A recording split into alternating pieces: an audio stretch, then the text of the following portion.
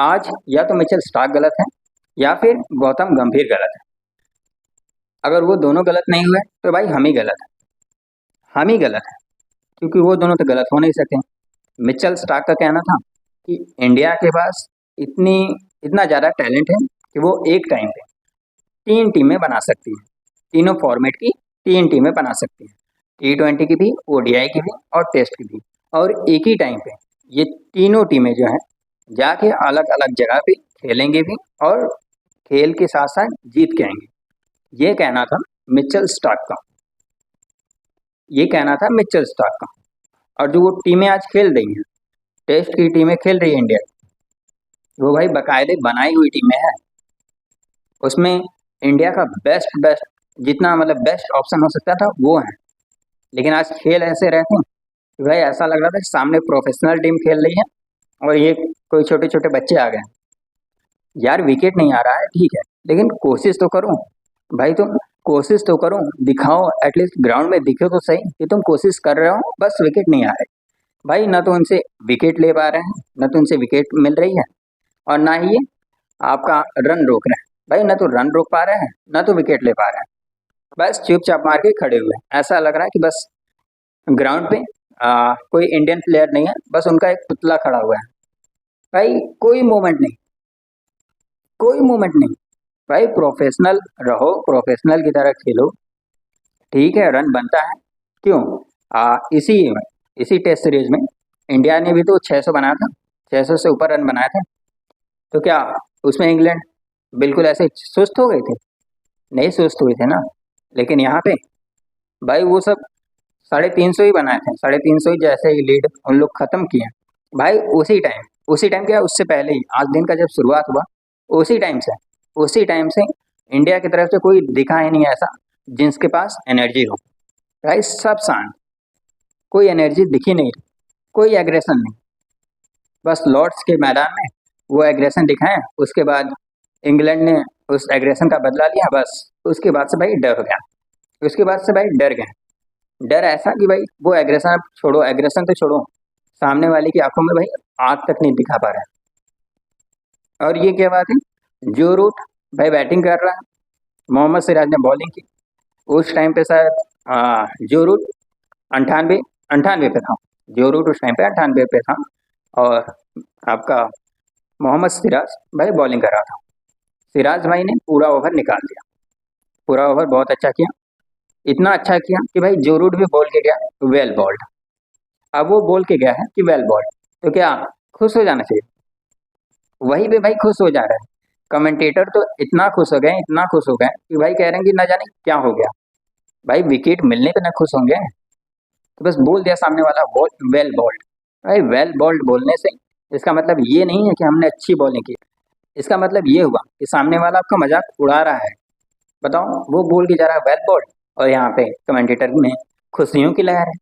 Test cricket इतना boring नहीं होता है जितना बोरिंग अभी वो दिख रहा है। मानो चाहे मत मानो, गौतम गंभीर भाई जब से कोच बना हुआ है तब से टेस्ट क्रिकेट पूरी तरह से खत्म हो चुकी है। ये तीसरा टेस्ट सीरीज होगा ऐसा जो हारने के कगार पे है। गौतम गंभीर लगातार, पहले तो घर पे आ रही न्यूजीलैंड से, उसके बाद ऑस्ट्रेलिया में जाकर ऑस्ट्रेलिया से आ रहे, अब भाई तीसरा हैट्रिक लगने वाली है सीरीज हारने की इंग्लैंड में। सही तौर पे माने तो भाई गौतम गंभीर वाइट बॉल का अच्छा हो सकता है, वाइट बॉल का अच्छा कोच हो सकता है, या फिर है, मानते हैं, लेकिन रेड बॉल का बिल्कुल भी नहीं भाई, बिल्कुल भी नहीं। रेड बॉल उससे नहीं समझती। ठीक है, उसे इतना भाई पता है कि 20 विकेट लेना है, भारत माता की जय, भारत हमारा देश है, ये हमारा देश है, बस हम लोग का भाई कुछ नहीं है। हमारा भारत हमारा थोड़ी देश है, ना हमारा है ना तुम्हारा। देश केवल गौतम गंभीर का है, और गौतम गंभीर पूरी तरह से जानता है कि 20 विकेट लेके ही टेस्ट क्रिकेट जीता जाता है। तुम 1000 रन बनाओ, 2000 रन बनाओ, नहीं जीतोगे।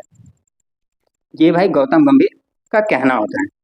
गौतम गंभीर ऐसे बोलता है कि भाई 20 विकेट लेके ही टेस्ट क्रिकेट जीतोगे, 1000 रन बना के नहीं जीतोगे।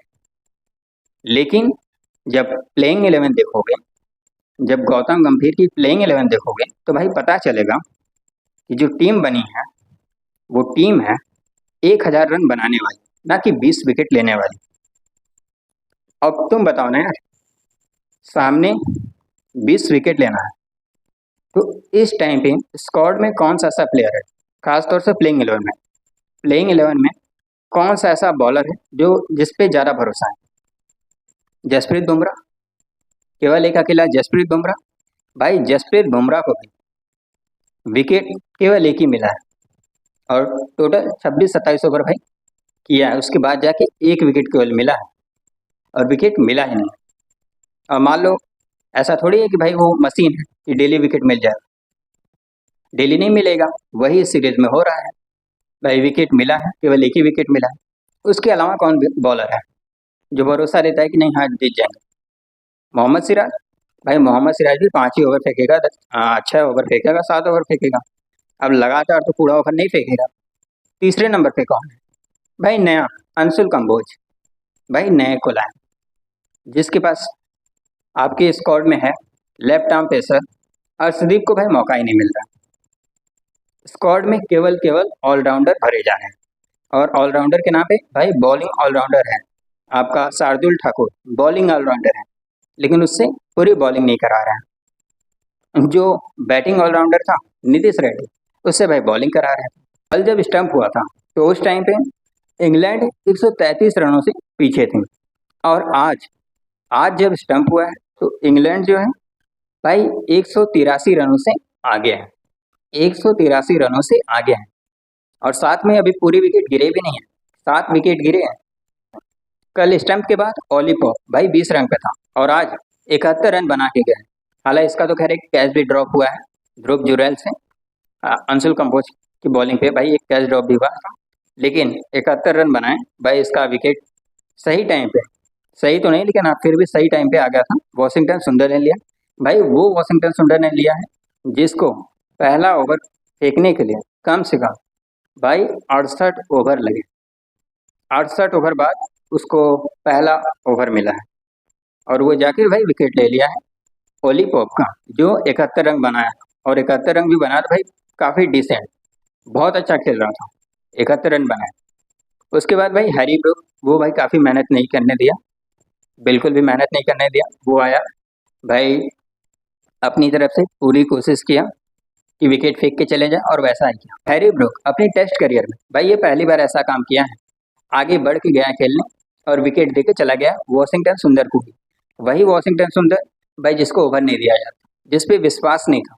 इसीलिए तो बोल रहे हैं ना भाई कि गौतम गंभीर बस ऑलराउंडर को लेके खिला रहा है केवल बैटिंग के लिए, बॉलिंग से भाई उसको उतना भरोसा ही नहीं मिल रहा। वॉशिंगटन सुंदर को तो पता हो, ठीक है मानते हैं कि भाई शुभमन गिल कप्तान है, शुभमन गिल को सब कुछ देखना है, बॉलर्स को चलाना है, तो लेकिन यार कोच भी तो बाहर बैठा हुआ है ना, वो देख रहा है, वो जाके एटलीस्ट बता तो सकता है, किसी न किसी को भेज के बता दे, लेकिन नहीं बताया गया भाई। हैरी ब्रूक अपनी तरफ से पूरी कोशिश किया और कोशिश के साथ साथ भाई विकेट दे के चला गया, मात्र 3 रन बनाए। जो रूट जिसने 150 रन बनाए और कल भाई जो रूट 11 रन पे था, 11 रन पे था जब आज मैच शुरू हुआ, तो उस टाइम पे 11 रन पे था और मैच खत्म होते होते यानी आज स्टंप होते होते 150 रन बनाए।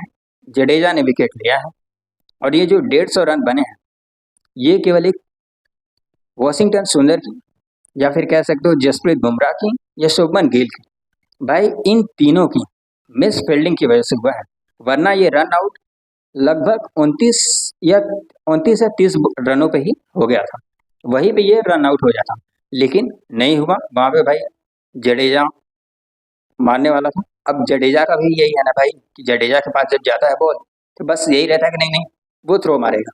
इसी के चक्कर में वॉशिंगटन सुंदर बस खड़े होकर देख रहा था कि डायरेक्ट हिट आएगी, डायरेक्ट थ्रो लगेगा, इसलिए भाई वो वहाँ गया ही नहीं विकेट के पीछे। वहाँ पे इसको भाई मौका मिल गया और जब मौका मिल गया तो भाई आज बहुत बड़ा कारनामे कर दिया है भाई, जो रूट बहुत बड़ा कारनामे आज भाई कर गया है। पहले तो भाई 3rd हाईएस्ट स्कोरर बना, पहले जैक कैलिस का रिकॉर्ड तोड़ा। जैक कैलिस का रिकॉर्ड जो 13,200 आपका 89 रन था, तो भाई उसका रिकॉर्ड तोड़ा पहले, 13,290 रन बनाए और 3rd हाईएस्ट स्कोरर बन गया टेस्ट क्रिकेट में। उससे ऊपर सचिन तेंदुलकर और आपका रिकी पॉन्टिंग, तीसरे नंबर पे भाई जैक कैलिस था। तो जैक कैलिस को पीछे छोड़ के पहले तीसरे नंबर पे गया भाई जो रूट। उसके बाद भी रुका नहीं, वो ठान के आया था, क्योंकि जैसे ही जैक कैलिस का रिकॉर्ड तोड़ा तो भाई रिकॉर्ड तोड़ने के बाद कोई सेलिब्रेशन नहीं किया, वो रुका रहा। वो पहले से सोच के आया था कि आज रिकी पॉन्टिंग को भी तोड़ेंगे, मतलब रिकॉर्ड तोड़ेंगे, और भाई उसका भी रिकॉर्ड तोड़ गया। रिकी पॉन्टिंग का भी रिकॉर्ड तोड़ दिया और 13,409 रन बनाए। अब भाई जो रूट टेस्ट क्रिकेट का वो दूसरा प्लेयर बन गया है जो सबसे हाईएस्ट रन बनाया है, 13,409 रन। इससे ऊपर केवल God of cricket Sachin Tendulkar है, जिन्होंने 15,921 रन बनाए हुए हैं। और आज इसके साथ साथ भाई ये 50s भी सबसे ज़्यादा बनाया है, सेकेंड हाईएस्ट 50 बनाया है, लगभग 104 हाफ सेंचुरी मार चुका है टेस्ट क्रिकेट में। इससे ऊपर भी भाई केवल सचिन तेंदुलकर है, जिन्होंने 116 हाफ सेंचुरी मारा है, वरना ये उसमें भी आगे ही चला गया। इसके साथ साथ जो रूट कुमार संगकारा की बराबरी भी कर लिया है भाई टेस्ट सेंचुरी में। करियर की जो सेंचुरी है टेस्ट क्रिकेट में भाई 38 सेंचुरी है आपकी जो रूट की, और 38 सेंचुरी कुमार संगकारा की भी थी। कुमार संगकारा की भाई अब सेंचुरी तो बढ़ेगी नहीं, लेकिन जो रूट की भाई वो बढ़ेगी।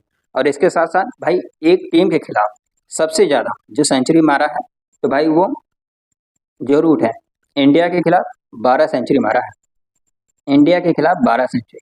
इसको भाई इंडिया बहुत ज़्यादा पसंद है, और ये इसका डेब्यू भी इंडिया के खिलाफ ही हुआ था। ये इतना सेंचुरी बनाता है, हर जगह सेंचुरी बनाता है, लेकिन उसके बावजूद भी ऑस्ट्रेलिया में इसका एक भी सेंचुरी नहीं है। ऑस्ट्रेलिया में एक भी सेंचुरी नहीं है, उसके बाद भी टेस्ट क्रिकेट में इसका 38 सेंचुरी है। ये तो अच्छा हुआ कि जड्डू भाई ने विकेट ले लिया। बेन स्टोक भाई 77 रन बनाए हैं, अभी तक नॉट आउट है। एक बार तो खैर चोट भी लगा, जिसकी वजह से रिटायर्ड आउट हुआ था, चला गया था, वापस आया है भाई 77 रन पे है। इसको रोकना पड़ेगा, क्योंकि अभी तक इस सीरीज में चला नहीं था, लेकिन अब चलने लगा है। 77 रन बना है, शायद ये इस सीरीज का भाई इसका पहला हाफ सेंचुरी था। जेम्स स्मिथ जो भाई इस सीरीज में इंग्लैंड की तरफ से सबसे ज़्यादा हाईएस्ट स्कोरर था भाई, वो इस पारी में केवल 9 रन बनाए। जसप्रीत बुमराह को पहला विकेट मिला था, यही या तो ये कह सकते हो कि जसप्रीत बुमराह का ये पहला विकेट था। और उसके बाद भाई लियाम डॉसन, जिसका बहुत नाम सुना हुआ था, 21 रन बनाया है, अभी तक खेल रहा है, नॉट आउट है। क्रिस वोक्स 4 रन बनाए हैं, और जिसका विकेट मोहम्मद सिराज ले लिया।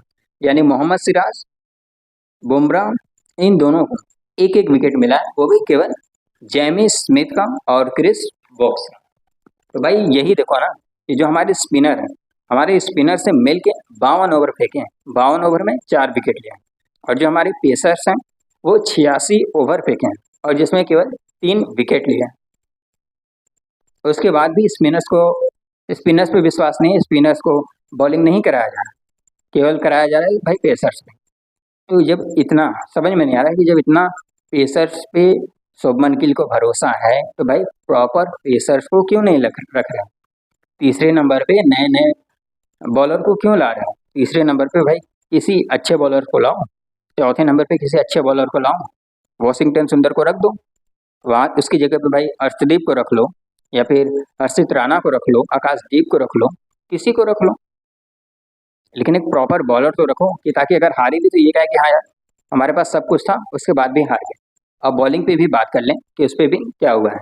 भाई बुमराह 28 ओवर किया है, और सही है, सिंपल है कि भाई अगर बुमराह भाई विकेट नहीं ले रहा है तो भाई हम लोग का समझ लो बेड़ा गर्क ही होगा, और वही हुआ है।